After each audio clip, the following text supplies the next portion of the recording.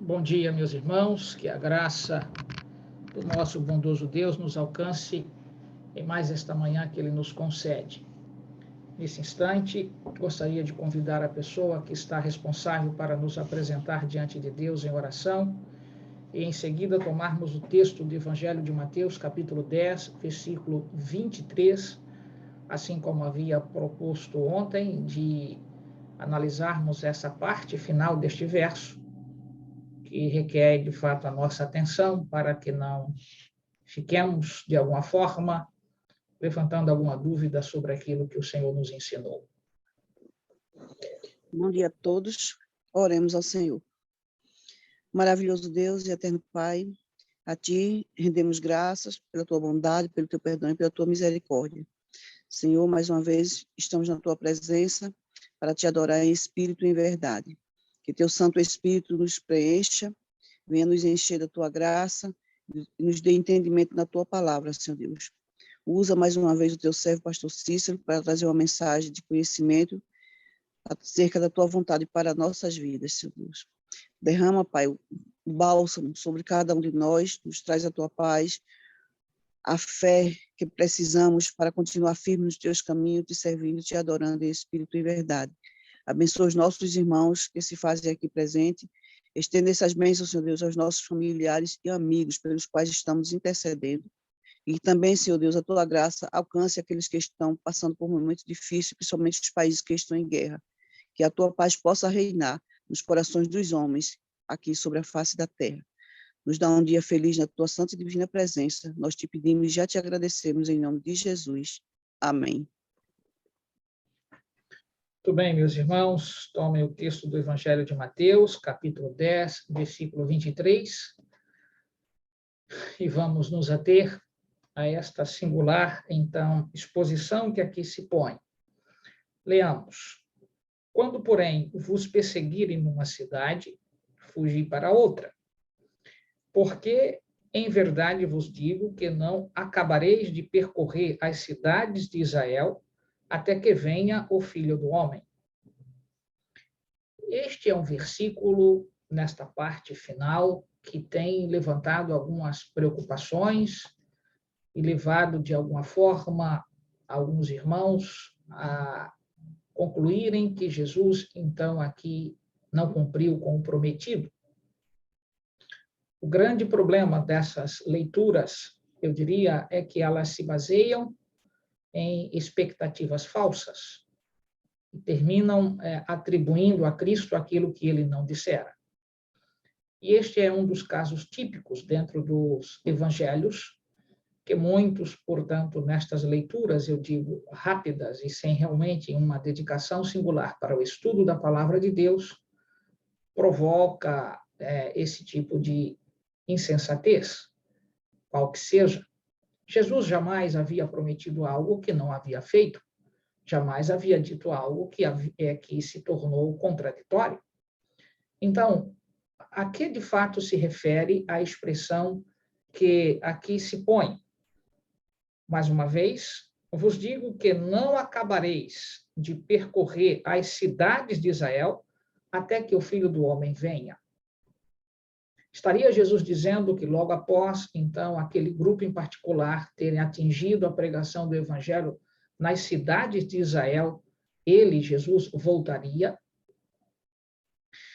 Bem, primeiro precisamos atentar para algumas singularidades aqui. Primeiro, Jesus voltaria como? Porque ele estava ali com eles. E ele havia, então, já anunciado acerca de sua morte. A resposta é negativa. Então, algo está fora de lugar desta interpretação equivocada. O que eu estou lhes dizendo, por fim, é o seguinte: se o Filho do Homem, então, viesse, como aqui, então, se põe, sendo esta, de fato, a informação sobre a volta de Jesus, reitera-se, havia Jesus já ensinado acerca de sua morte, até esse instante, então, do capítulo, eu diria, 10 do texto de Mateus? Não. Nós já havemos passado, portanto, para toda a questão do Sermão do Monte. não há nenhuma referência a isto. Nós, então, temos as informações dos milagres que foram realizados, as curas que foram realizadas, a ressurreição que foi realizada, mas nós não estamos aqui ainda, Jesus ensinando que fazia necessário que ele, então, viesse padecer, ressuscitar, e aí, então, a igreja continuar em sua pregação, para que ele pudesse retornar. Logo, desse ponto de vista, se percebe que esta, então, informação que muitos põem, como que esse texto está se referindo ao retorno de Jesus a esta terra, tendo como ponto de referência a pregação no território de Israel, isso, portanto, passa a ser um contraditório, mesmo porque você também se lembra que, dentro do contexto do livro de Mateus, a informação para o retorno de Jesus não se dá aqui, mas especificamente em Mateus 24, verso 14, e este evangelho do reino será pregado como testemunho a todas as nações, e então o fim virá. Logo, é preciso que nós atentemos para este, então, eu diria, elemento temporal. Vamos fazer uma síntese. Jesus havia já ensinado acerca de sua volta a esta terra. Até aqui é o capítulo 10 do Evangelho de Mateus. A resposta é negativa. Portanto, a que se referiu o Senhor e a que, de fato, Mateus está se referindo? Ao retorno de Jesus ou uma interpretação equivocada que o próprio Mateus fizera do dito de Jesus? Bem, as duas perguntas aqui formuladas precisam ser respondidas, mas há algo mais que eu preciso aqui dizer-lhes. Observemos. Qual que era, de fato, o contexto deste povo em particular? Você se lembra que, por esta ocasião, do ponto de vista geográfico, o território de Israel estava sob o domínio, portanto, romano. Roma estava sobre Israel e, consequentemente, todo o território pertencente outrora aos antigos, então, períodos de glória de Israel, período, portanto, ali de Davi, de Salomão, não era mais esta a situação agora geograficamente conhecida. Roma estava sobre, então, Israel. Israel sob este poder. Então, quais eram, de fato, as cidades de Israel? Mais um detalhe, a que se refere, de fato, a expressão Israel, no contexto como Jesus a utilizava? Então, é necessário que nós nos lembremos dessas particularidades. Ainda mais, como eu estava aqui expondo, Roma era a detentora de toda a influência política e, de alguma maneira, também religiosa, porque muitos judeus, embora fixados às verdades que haviam aprendido, então, dos profetas no Antigo Testamento, de alguma maneira estavam como que, então, sendo cidadãos de dois reinos. O reino sobre o qual, portanto, Israel havia sido instruído e construído, e o reino sobre o qual o poder romano tinha, então, sua influência. Então, o sentido de perseguição não era apenas uma ideia, ela era vivenciado no dia a dia, do viver, então, de cada judeu. Porque, reitero, o poder romano dominava todo o território de Israel. Então, o sentimento de libertação era algo que também estava enraizado na mente, no sentido, na esperança de cada judeu. Quando, portanto, alguém propunha e falava da libertação de Israel, aflorava em todo este ser que havia, portanto, ali expectado de que, em algum momento, o território ficasse livre dos invasores. Isto fazia com que o dia a dia de Israel fosse fixado nessa esperança de que, de alguma maneira, Israel estaria livre das amarras dos estrangeiros. Então, a primeira possibilidade que nós temos neste verso é uma interpretação equivocada da parte de Mateus do que Jesus dissera. Mas para que nós possamos chegar, de fato, a bom senso e a uma compreensão adequada, precisamos nos lembrar deste contexto que aqui já expus. Número 2, é preciso que nós, então, atentemos para uma outra singularidade. estava enraizado, de fato, na mente daqueles que aceitaram Jesus como Salvador pessoal, de que, no decorrer da história do cristianismo, nos dias de glória, então, da presença de Jesus no território, e todos os ensinos que Jesus fizera e viera, portanto, à sua morte, ressurreição, a esperança do retorno, tudo isso, então, provocou na igreja cristã primitiva essa expectação de que, de fato, nos seus dias, ou seja, nos dias que estes apóstolos estavam vivendo, Cristo voltaria. Esta é uma verdade, e isso realmente motivou e levou a igreja cristã primitiva a incendiar o mundo de então com a mensagem da cruz. Porém, é preciso que nós façamos este recorte aqui. De Mateus capítulo 10 para trás, nós não temos informações de que Jesus havia ensinado que ele, portanto, padeceria e, então, voltaria a esta terra.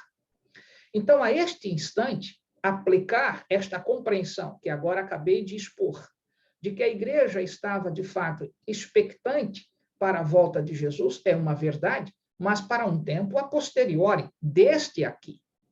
Dizendo de outra maneira, para o futuro, é verdade que a igreja se preparou para isto, porque recebeu as orientações, as informações, e, de fato, cria desta maneira, e foi este o motivo que levou a igreja cristã primitiva, através, então, das pregações poderosas de Paulo, seu empenho, questão de, então, Barnabé, todos aqueles que, então, seguiram o ministério, então, paulino. É claro que a igreja cristã tinha esta esperança, essa perspectiva, mas é preciso lembrar que isto foi após a ressurreição, não antes.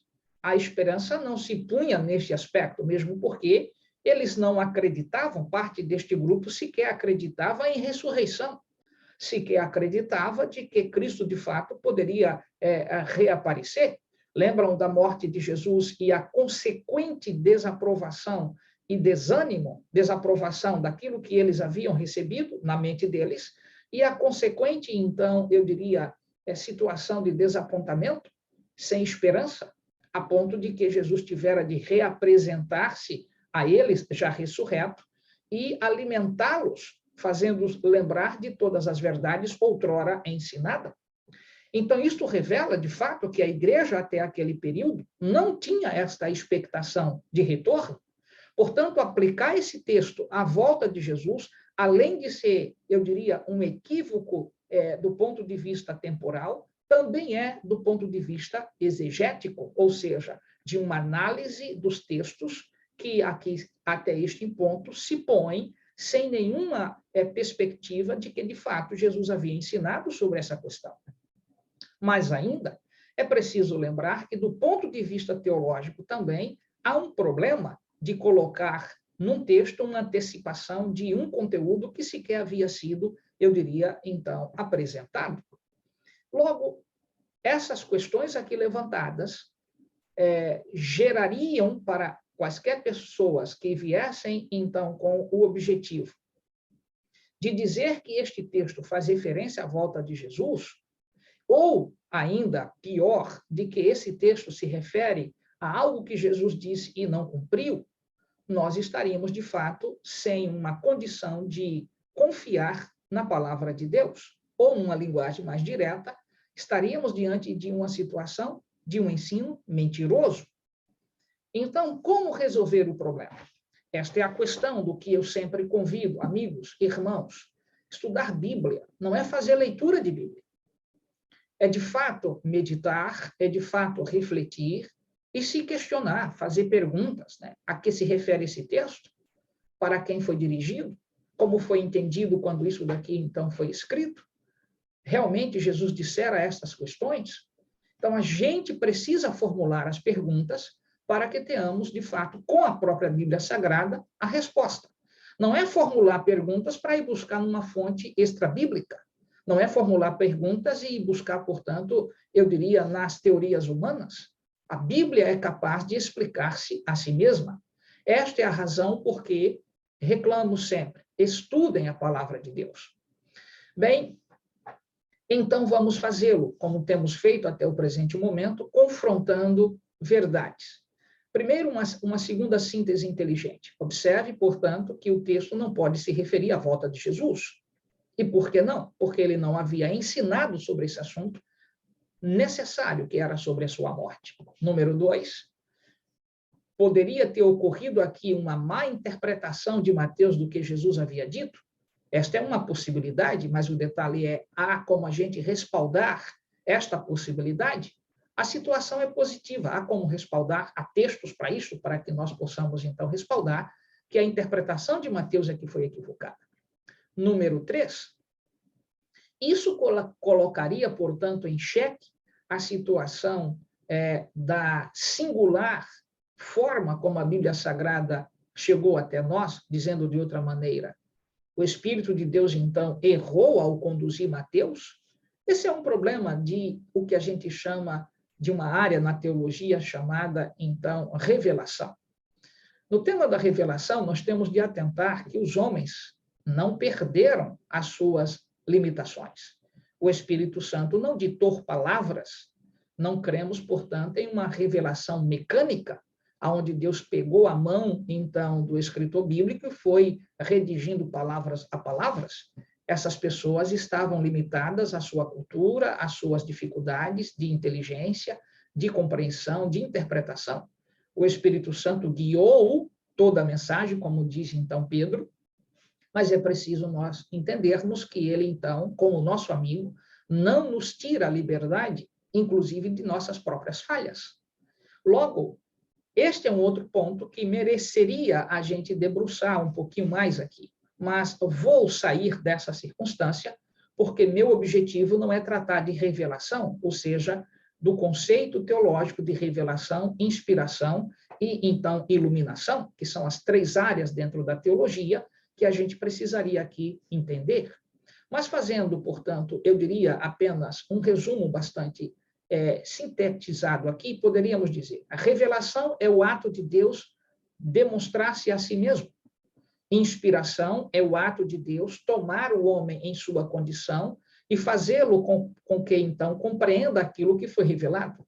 Iluminação é o ato também de Deus de fazer com que aquilo que foi revelado, entendido, possa ser comunicado, transmitido. Isto é iluminação. Ilumina-se para transmitir, inspira-se para compreender e revela-se, porque o homem não tem condições, portanto, de por si mesmo buscar o conteúdo. Daí, nós só compreendemos à medida que Deus se revela. Nós só podemos, então, entender na medida em que Deus nos inspira. E nós só podemos transmitir na medida em que Deus nos autoriza a fazê-lo. Daí, revelação, inspiração e iluminação. Nesse aspecto, meus queridos amigos e irmãos, o que está acontecendo aqui? Vejamos alguns textos paralelos e vejam, nesse contexto, de que Mateus, de fato, interpretou equivocadamente. Vamos para Mateus, capítulo 16, versículo 28. Venha comigo. Mateus, capítulo 16, versículo 28. Nesse texto, nós encontramos algo bastante singular. Venha comigo. Observe o que é dito aqui. Em verdade vos digo que alguns há dos que aqui se encontram, que de maneira nenhuma passarão pela morte, até que vejam vir o Filho do Homem no seu reino.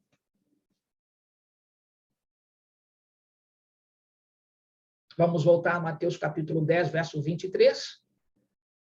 Vejam, a questão é, porque antes de terminares de pregar, então, ensinar nas cidades de Israel, como é que diz Mateus? O verso é paralelo, então diz exatamente, antes que, então, acabeis de percorrer as cidades de Israel, até que o Filho do Homem venha.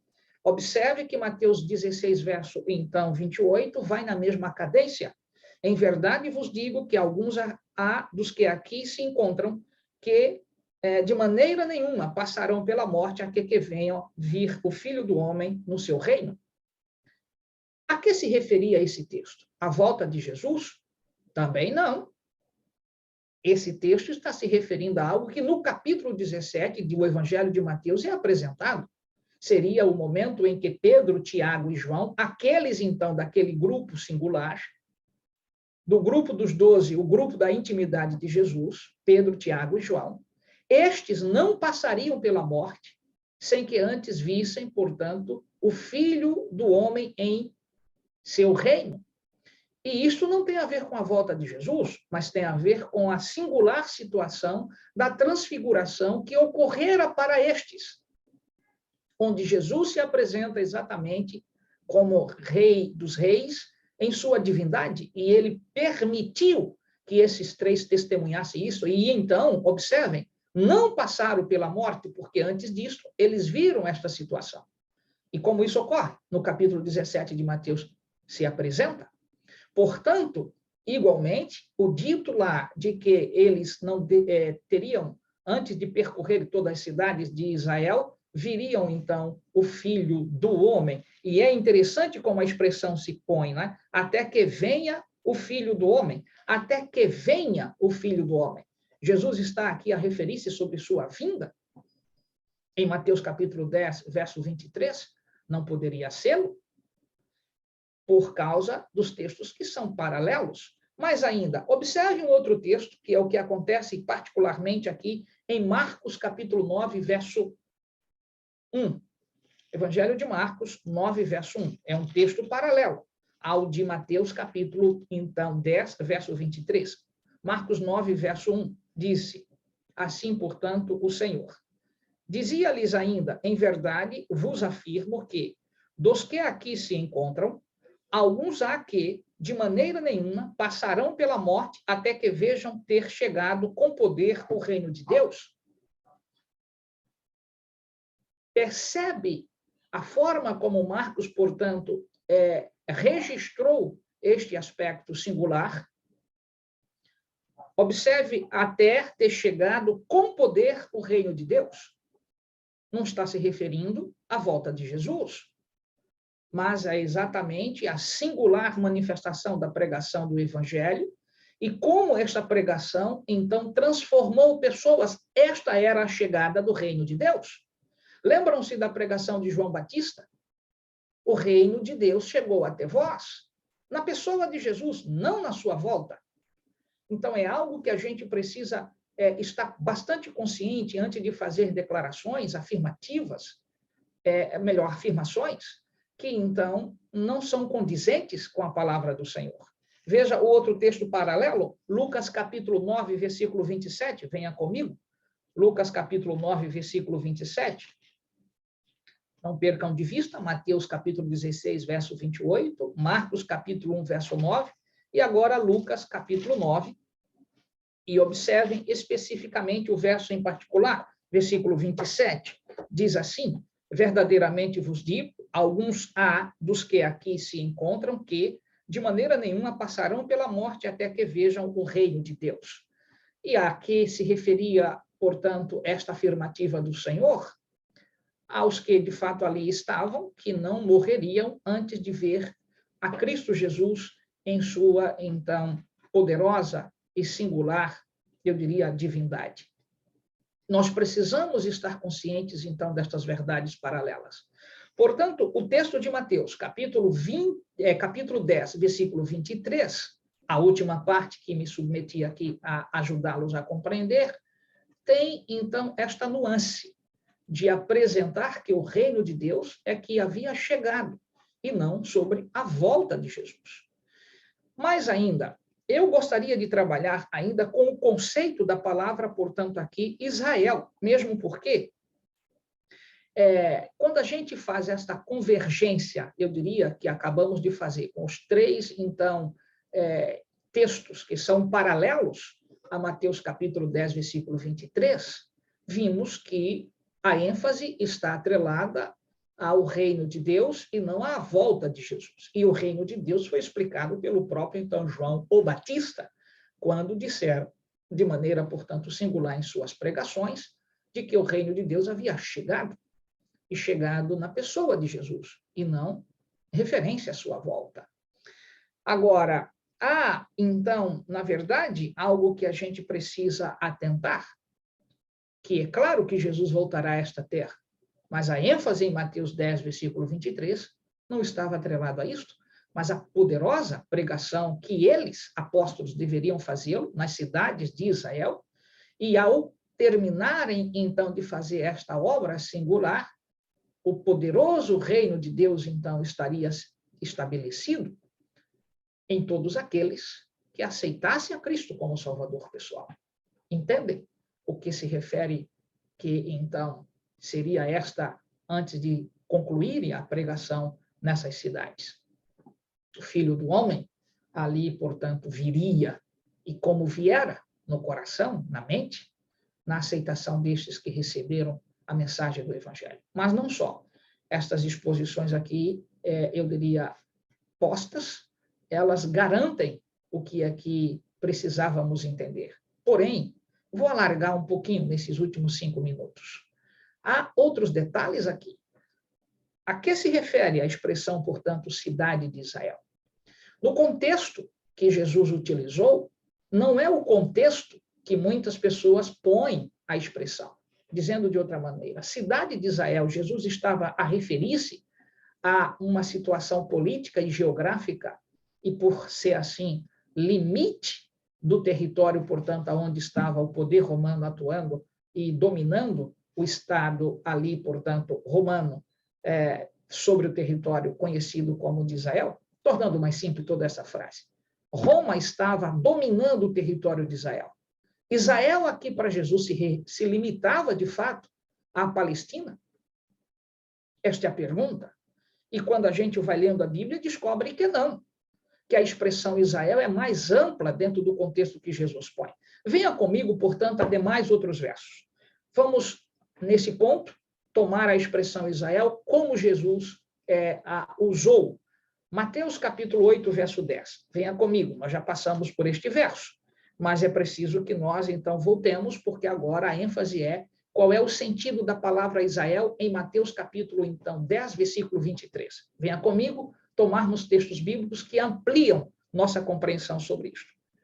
Mateus 8, verso 10 diz, ouvindo isto, admirou-se Jesus e disse aos que o seguiam, em verdade vos afirmo que nem mesmo em Israel achei fé como esta. A que Jesus está se referindo quando usou a expressão Israel? Nem mesmo em Israel havia encontrado fé como aquela singular que tem a ver, portanto, com o pedido deste centurião. A fé deste não era encontrada em Israel. Israel aqui se limitava à Palestina. Vamos, então, para um outro texto paralelo. Vejamos o que diz Lucas, capítulo 2, verso 31. Venha comigo. Mais perto da Bíblia, por favor. Lucas, capítulo 2, versículo 31. Venha comigo. Em Lucas 2, 31, nós estamos aqui no momento, portanto, que Simeão está louvando ao Senhor como sumo sacerdote, justo diante do Senhor, homem piedoso, homem, portanto, santo, aos olhos do Senhor, do Espírito Santo, fora chamado agora para, na verdade, receber a Cristo Jesus e apresentá-lo diante, então, do santuário, ali nos seus primeiros 8 dias de vida de Cristo Jesus. E, nesse momento, então, ele faz, Simeão, um cântico em aspecto de oração para o Senhor. Veja os versículos 29 em diante, para a gente poder chegar ao versículo 31. Reitero, Lucas, capítulo 2, versículo 29. Agora, Senhor, podes despedir em paz o teu servo, segundo a tua palavra, porque os meus olhos já viram a tua salvação, a qual preparaste diante de todos os povos. Opa!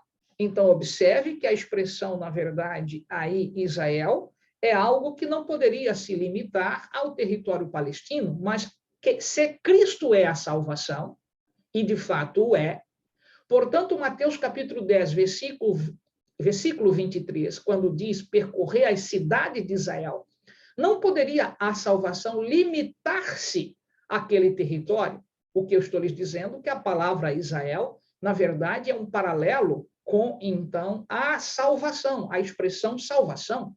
E ela não pode estar geograficamente limitada a um território. Daí, portanto, pregar para as cidades de Israel significa pregar para o mundo todo. Então, neste ponto, Jesus voltaria, mas não que o território de Israel seria, portanto, o limite para a pregação para que ele voltasse, mesmo porque o texto não está se referindo sobre a volta de Jesus, em Mateus capítulo 10, verso 23, mas especificamente sobre a pregação do evangelho, e ela não poderia limitar-se a Israel, esse é o sentido, mas não só. Venham comigo ao Evangelho de João, capítulo 3, verso 10, e mais uma vez sobre o termo, portanto, aqui, Israel. Observem, isto está no contexto de Jesus falando com Nicodemos, e Jesus então faz uma pergunta: tu és mestre em Israel e não compreende estas coisas? Veja, Nicodemos era, portanto, um professor, um mestre, alguém que estava ali a ensinar, e esse ensino limitava-se a Jerusalém? E percebe? Porque ele era mestre aonde? Em Jerusalém. Mas era isto só? O território de Jerusalém limitava-se à influência, portanto, judaica? Dos que faziam parte do Sinédrio? Claro que não. Portanto, nesse sentido, Israel tem uma implicação mais ampla. Este é o sentido aqui que eu gostaria que você se apercebesse. Venha a Atos, capítulo 2, verso, então, aqui, 22. Atos, capítulo 2, versículo, então, 22. E nós estamos concluindo aqui. Atos 2, versículo 22, onde diz assim: varões israelitas, atendei a estas palavras. Jesus, o Nazareno, varão aprovado por Deus diante de vós, com milagres, prodígios e sinais, os quais o próprio Deus realizou por intermédio dele entre vós, como vós mesmos sabeis, sendo este entregue pelo determinado desígnio e presciência de Deus, vós o matastes, crucificando por mãos de iníquos. E aí vem exatamente esta questão. Veja a expressão. Esse é o, então, sermão de Pedro? A pergunta que nós fazemos é: a expressão varões israelitas eram todos aqueles israelitas? Esta é a pergunta? Claro que não. Você sabe que ali havia pelo menos 14 nações distintas. Então, o termo Israel significa, na verdade, os escolhidos, os que aceitaram Jesus como Salvador pessoal. Portanto, amigos, irmãos, Mateus capítulo 10, versículo 23, não está em referência à volta de Jesus, pelas razões aqui já expostas, e numa síntese, portanto, final, se tomarmos os textos paralelos, se evidencia que não tem a ver com a volta de Jesus, mas a poderosa pregação do Evangelho. Número 2, se tomarmos a expressão Israel por si mesma, verificaremos igualmente que a expressão é mais fluida, ela é ampliada, ela tem um sentido, portanto, alargado, e não geograficamente limitar-se ao território ali da Palestina. Portanto, nesse aspecto, Mateus 10, verso 23, nos faz um convite em particular. Que para que Jesus, de fato, volte a esta terra, é preciso que a poderosa mensagem do Evangelho seja levada. Que você e eu possamos nos envolver nesta pregação. Às vezes, há uma espécie de incoerência entre os cristãos. Desejam a volta de Jesus. E, de fato, isso deveria impulsionar a todos nós. Este é o tema mais chamariz para esses últimos dias. Contudo, como estamos nos comportando? Pregamos, ensinamos, propalamos esta verdade? Porque Mateus 24, 14 não é uma ideia, é um requisito necessário. Este evangelho do reino precisa ser pregado em todo o mundo, para, então, testemunho a todas as nações, e então o fim virá. Expectar pela volta de Jesus, ou desejar, sem nos envolvermos com o tema singular, que é compartilhar de nossa fé para os nossos semelhantes, além de ser uma incoerência, é, na verdade, uma espécie, portanto, de verdadeira desconexa, eu diria, mensagem com a condição que Jesus estabeleceu. tornando mais simples. A incoerência se mostra a partir do momento que eu fico na apatia, na ociosidade, deixando que os outros façam, e eu, então, aqui como espectador. Meu querido amigo e irmão, repousa sobre você e mim o compromisso de pregar sobre a volta de Jesus. Mas nós não podemos deixar essa responsabilidade apenas para o experts. O Senhor nos usa, independentemente de termos feito ou não feito teologia. Você precisa lembrar que o Espírito de Deus é quem nos capacita. Seja uma testemunha fiel, pregue sobre a volta de Jesus, ensine sobre estas verdades, mas não crie expectativas falsas a partir de situações circunstanciais, achando que ele volta amanhã, que ele volta, portanto, no mês seguinte. O Evangelho precisa ser pregado. Seja você esse porta-voz. Meu desejo, igualmente, a minha prece. Que Deus te abençoe. Vamos orar. Senhor, nosso Deus e nosso Pai, que a tua graça repouse sobre nós, que teu Espírito nos capacite. Pedimos esses favores e agradecemos no poderoso e santo nome de Jesus. Amém.